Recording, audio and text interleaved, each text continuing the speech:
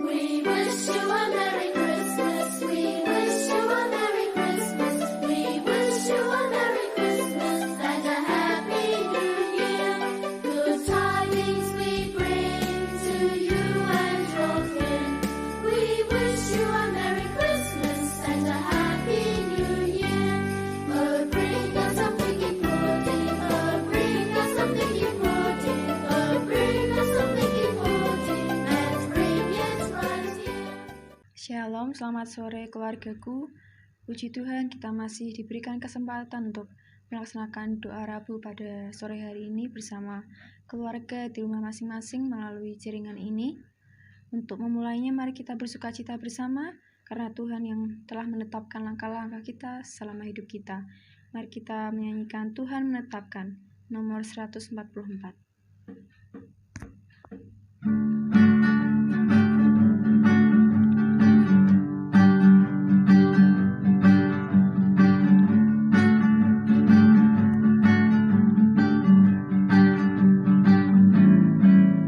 Tuhan menetapkan langkah-langkah orang yang hidupnya berkenan kepadanya.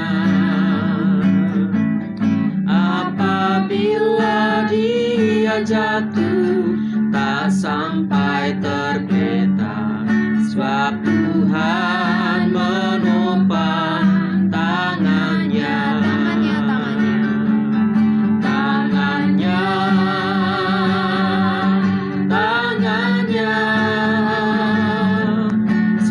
Tuhan menopang tangannya. Apabila dia jatuh, tak sampai tergeletak, sebab Tuhan menopang tangannya. Tuhan menetapkan langkah-langkah yang hidupnya berkenan kepadanya.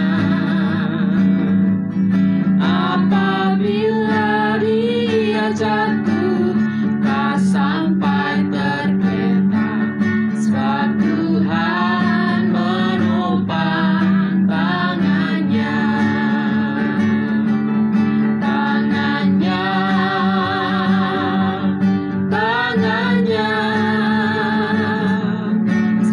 Tuhan menopang tangannya. Apabila dia jatuh, tak sampai tergeletak, sebab Tuhan menopang tangannya.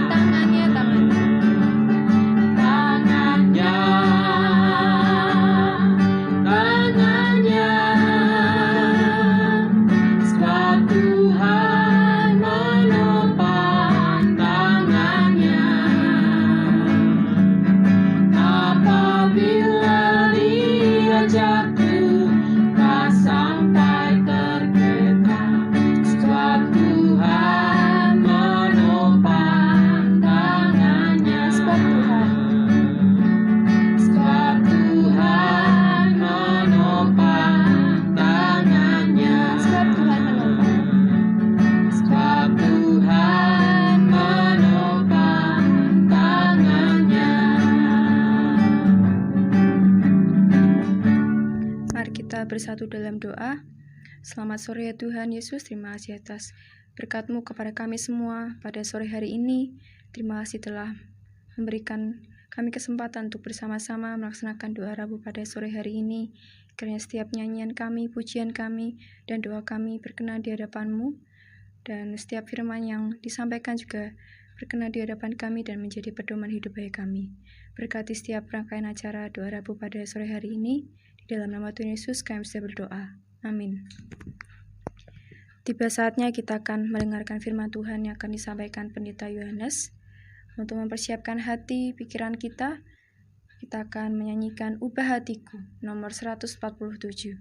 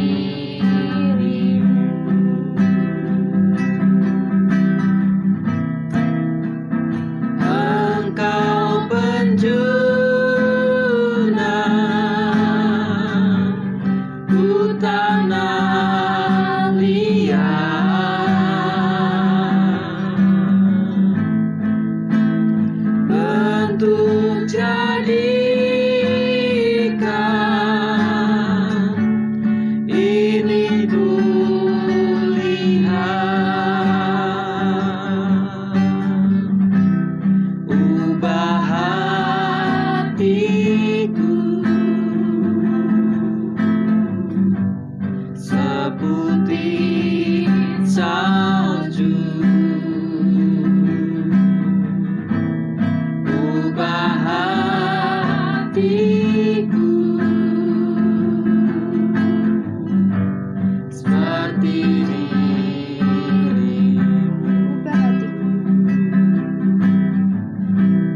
Ubah hatiku Ubah hatiku seputih salju. Ubah hatiku seperti dirimu.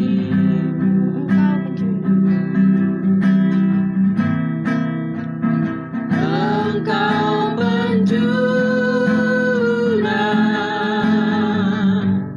Ku tanah liat, bentuk jadikan, ingin ku lihat. Ubah hatiku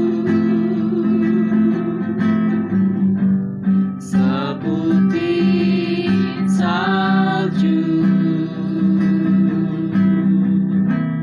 Ubah hatiku seperti dirimu. Selamat malam keluargaku, salam sehat untuk kita semuanya.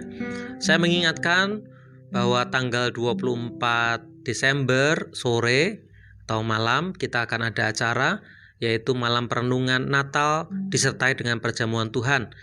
Saya mengajak keluargaku untuk bisa mempersiapkan diri semuanya dan terus berdoa supaya acara ini dapat berlangsung dengan baik, karena acaranya akan diadakan secara live streaming. Ada beberapa petugas yang akan ada di gereja, ibadah di gereja, kemudian kita siarkan langsung menggunakan channel YouTube sehingga keluargaku dari rumah bisa mengikuti dengan membuka channel YouTube yang nanti akan kami bagikan. Mari sekali lagi kita mempersiapkan, kita bisa mengikutinya dengan khidmat acara itu karena ada perjamuan Tuhan. Untuk pengumuman lebih detailnya nanti akan disampaikan di grup WA, apa saja yang perlu disiapkan seperti misalnya anggur, roti perjamuan, ataukah lilin, itu nanti akan disampaikan melalui grup WA gereja. Kiranya menjadi perhatian bagi kita.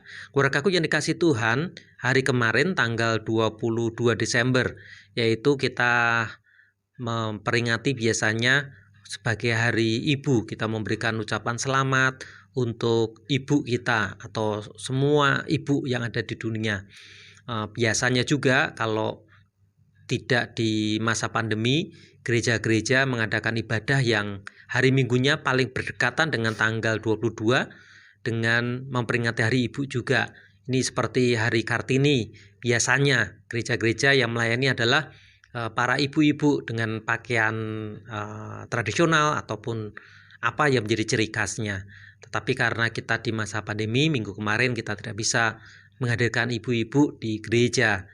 Tetapi Rabu ini saya akan mengajak kita semuanya merenungkan dan boleh mempelajari, meneladani dari kehidupan seorang wanita, secara khusus wanita statusnya sebagai ibu. Ini yang menjadi perenungan saya selama 2 hari ini, yaitu hari kemarin dan hari ini. Mari kita akan lihat di dalam kisah Alkitab yang dituliskan di dalam 2 Raja-Raja pasal yang keempat, keluargaku. 2 Raja-Raja pasal yang keempat. Di situ ada 2 perikop yang berurutan. Karena pasal yang keempat ada 4 perikop, 2 perikop yang berurutan. Lembaga kita memberikan judul minyak seorang janda, kemudian perikop yang kedua adalah perempuan Sunem dengan anaknya. Menarik, ini ceritanya sebenarnya berkaitan tentang seorang ibu. Yang nanti akan saya bagikan untuk menjadi perenungan kita adalah perikop yang kedua dari ayat yang ke-8 dan seterusnya. Tetapi ayat 1 sampai yang ke-7 nanti keluargaku bisa membaca di sana. Ini ceritanya seorang janda yang mempertahankan, apalagi ini janda istri mendiang atau suaminya waktu masih hidup adalah abdi Nabi atau seperti asistennya Nabi. Nah, ketika suaminya meninggal, janda ini masih mempunyai 2 anak, dan oleh karena mungkin kategori miskin atau sehingga penagih hutang itu akan mengambil dua anaknya itu. Nah, ini perjuangan seorang ibu single mother, janda, untuk mempertahankan 2 anaknya supaya tidak diambil sebagai budak. Karena ketika nanti statusnya menjadi budak itu mengerikan sekali pada waktu itu konteksnya. Karena budak itu bisa diperjualbelikan dan budak itu tidak mempunyai hak hidup sebenarnya. Jadi suka-sukanya tuannya. Dan kita tahu perjuangannya ibu ini untuk mempertahankan anak. Nah, kisah yang kedua, ayat yang ke-8 dan seterusnya, ini juga kisah perjuangan seorang ibu. Kisah perjuangan seorang yang menurut saya, kesimpulan saya adalah seorang yang tulus hati. Cerita lengkapnya nanti keluargaku bisa membaca di sana mulai ayat yang ke-8. Saya menyampaikan cerita singkatnya dan nanti kita akan melihat nilai-nilainya di sana. Nah, ada seorang perempuan di sana dituliskan perempuan Sunem. Ini nama sebuah tempat. Ya, anggap aja misalnya ini kota Sunem itu kota yang sering dilalui oleh Nabi Elisa dan rombongannya. Jadi ketika melakukan sebuah perjalanan, dia melewati kota itu, dan keluarga ini dikatakan keluarga yang sangat baik. Sehingga ayat yang ke-10 dituliskan, baiklah kita membuat sebuah kamar atas yang kecil yang berdinding batu khusus untuk Nabi. Dan dia mempersilahkan Nabi Tuhan atau Nabi Elisa kapanpun boleh mampir, kapanpun boleh menginap. Dan tentu ketika Nabi Tuhan, Nabi Elisa datang menginap, keluarga ini menyambutnya. Nah, keluarga yang baik hati ini, istrinya mempunyai, ya dikatakan perempuan Sunem ini, mempunyai suami yang sudah tua, dan keluarga yang sangat baik ini tidak mempunyai anak. Nabi Elisa bertanya karena mempunyai belas kasihan, apa yang bisa aku lakukan? Apakah aku bisa melobi raja atau tentara untuk menjagaimu? Kira-kira seperti itu. Tapi nanti keluargaku bisa membaca di sana bahwa perempuan itu atau istri ini, seorang ibu yang ini waktu itu belum punya anak, suaminya sudah tua, tidak meminta apapun. Perempuan ini melakukan segala kebaikan untuk hamba Tuhan, abdi Tuhan atau Nabi Elisa pada waktu itu, tanpa tujuan apapun. Dia tulus tindakannya. Sampai-sampai Gehazi, bujangnya Nabi, bertanya-tanya pun, ya jawabannya, aku nggak perlu apa-apa. Lalu karena Nabi tahu bahwa dia tidak mempunyai anak, lalu Nabi bernubuat, menyampaikan berkat Tuhan bagi keluarga itu. Mengatakan bahwa tahun depan, di waktu yang sama seperti ini, engkau akan menggendong bayi. Ingat keluargaku, perempuan itu tidak mengharapkan apapun ketika melayani seorang hamba Tuhan, yaitu Nabi. Tapi Nabi Elisa menubuatkan akan mendapatkan berkat tahun depan. Dan betul, kisahnya adalah wanita itu mempunyai anak. Dia tidak meminta.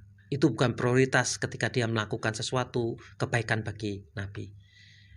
Nah, cerita singkatnya, anak itu bertumbuh besar dan sampai akhirnya dia sudah mengenal pekerjaan. Suatu saat ketika ayahnya yang sudah tua itu mengawasi panenan, mengawasi pekerja-pekerja penuai-penuai, anak itu menyusul ayahnya ke ladang untuk mengawasi. Dan entah apa, saya sempat diskusi dengan dokter, kira-kira sakit apa ya ini ya? Ya, memang tidak dituliskan di sana. Susah sekali mendiagnosa atau memperkirakan anak ini sakit apa. Dia ada di ladang kepanasan, kemudian dia merasa sakit kepalanya, lalu jatuh sakit, kemudian dibawa oleh para budak ayahnya, bujangnya, untuk dibawa ke rumah, dan ibu itu memangkunya. Dan yang mengerikan adalah anak itu meninggal di atas pangkuan si ibu ini. Waduh, sedih sekali pasti. Sedih sekali. Saya masih ingat bagaimana hancur hatinya ibu saya dan kehidupannya mungkin sampai sekarang ketika mendengar kabar bahwa anaknya meninggal.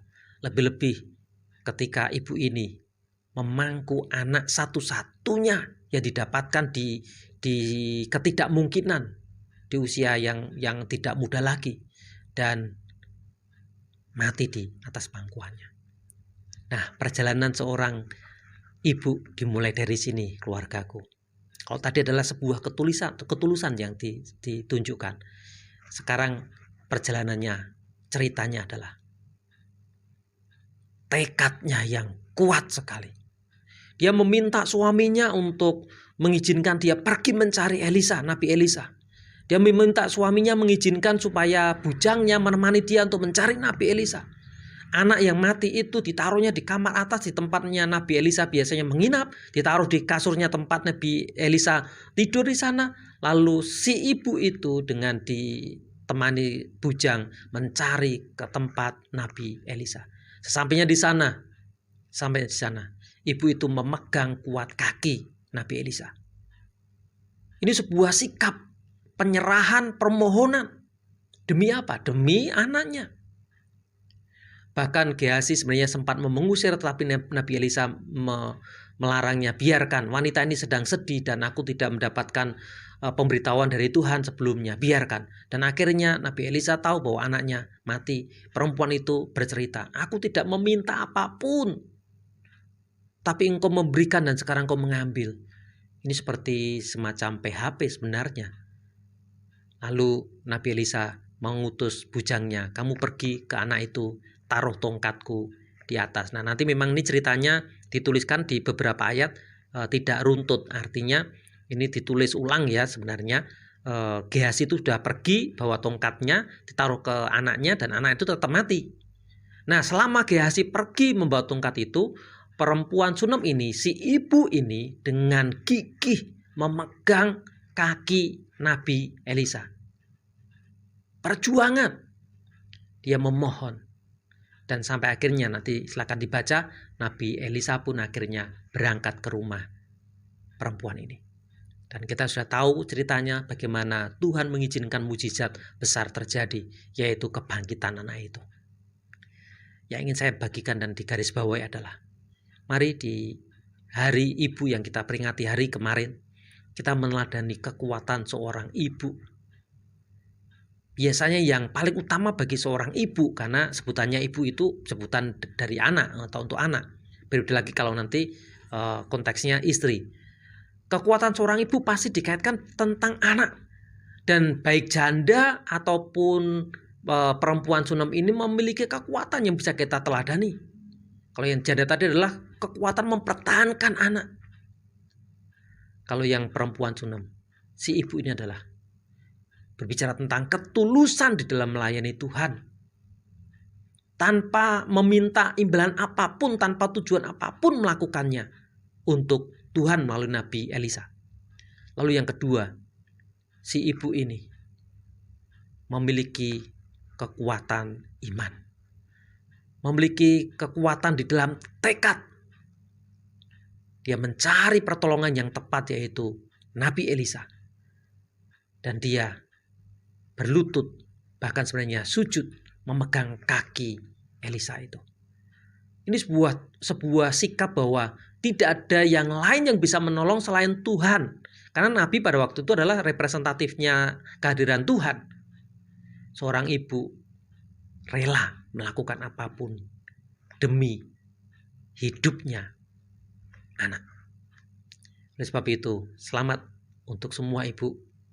Sudah dipakai Tuhan untuk hal yang luar biasa. Dan mari kita yang dilahirkan dari seorang ibu, kita meneladaninya, kekuatan seorang ibu itu. Tentang ketulusan, tentang kebulatan tekad, keberanian untuk berkorban demi kebaikan bagi anak-anaknya. Ini kekuatan cinta seorang ibu. Kiranya Tuhan memberkati. Amin untuk firman yang telah disampaikan. Selamat Hari Ibu untuk semua ibu-ibu di keluargaku. Kiranya Tuhan selalu memberkati, memberikan kesehatan bagi semua ibu. Untuk selanjutnya, kita akan menaikkan setiap doa syafaat kita yang akan nanti ditutup oleh Ibu Monica.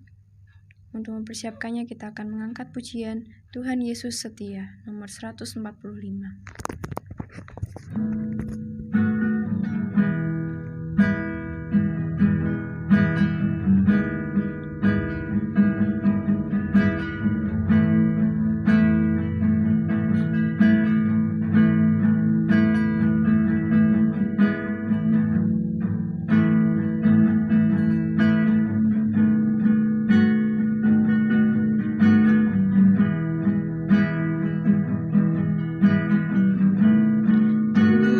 Yesus setia,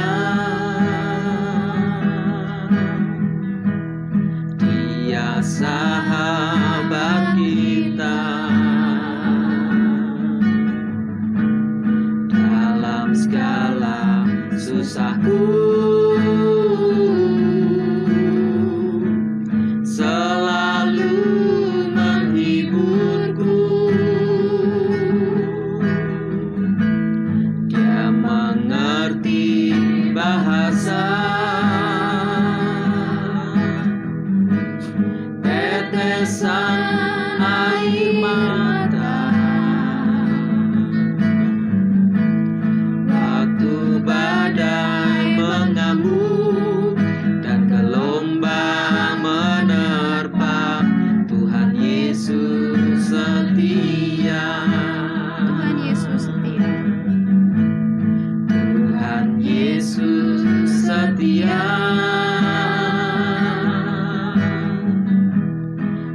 Dia sahabat kita dalam segala susahku, selalu menghiburku. Dia mengerti bahasa tetesan air mata waktu badai mengamuk dan gelombang menerpa. Tuhan Yesus setia. Ya Tuhan Yesus, terima kasih untuk kesetiaan-Mu, terima kasih untuk mujizat-Mu yang terus kami nikmati setiap hari di dalam kehidupan kami. Saat ini Tuhan, kami mau menaikkan doa dan permohonan kami. Kami berdoa khusus untuk pemerintah bangsa kami, khususnya untuk para menteri yang ditunjuk oleh Presiden untuk mengampu jabatan masing-masing dalam reshuffle kabinet. Biarlah Engkau sendiri yang menolong mereka, memberi mereka hikmat, kebijaksanaan, sehingga mereka boleh melakukan tugasnya dengan baik, sesuai dengan aturan-aturan yang ada dan berpihak kepada kepentingan bangsa. Kami juga terus berdoa Tuhan supaya semua yang terjadi di dalam kehidupan bangsa kami boleh menjadi bagian berkat dan bagian penyataan-Mu bahwa Engkau Allah yang luar biasa dalam kehidupan kami. Kami juga ingin terus berdoa untuk rencana pelaksanaan vaksin COVID-19 di awal tahun 2021. Biarlah semuanya boleh berjalan sesuai dengan rencana Tuhan dan setiap rakyat bangsa kami boleh tetap tenang dan bisa mengikuti aturan-aturan yang ada. Kami juga berdoa khususnya untuk pendidikan di negara kami di awal tahun yang akan datang dengan konsep tatap muka dan PJJ. Biarlah Engkau sendiri yang menolong setiap orang yang mendapatkan tugas untuk mempersiapkan sarana prasarana infrastruktur yang ada, baik itu teknologi maupun segala hal yang dibutuhkan untuk kegiatan belajar mengajar. Semuanya boleh tersedia dengan baik, semuanya boleh berjalan, dan setiap anak-anak boleh mengikuti pembelajaran dengan lebih baik lagi di tahun depan Tuhan.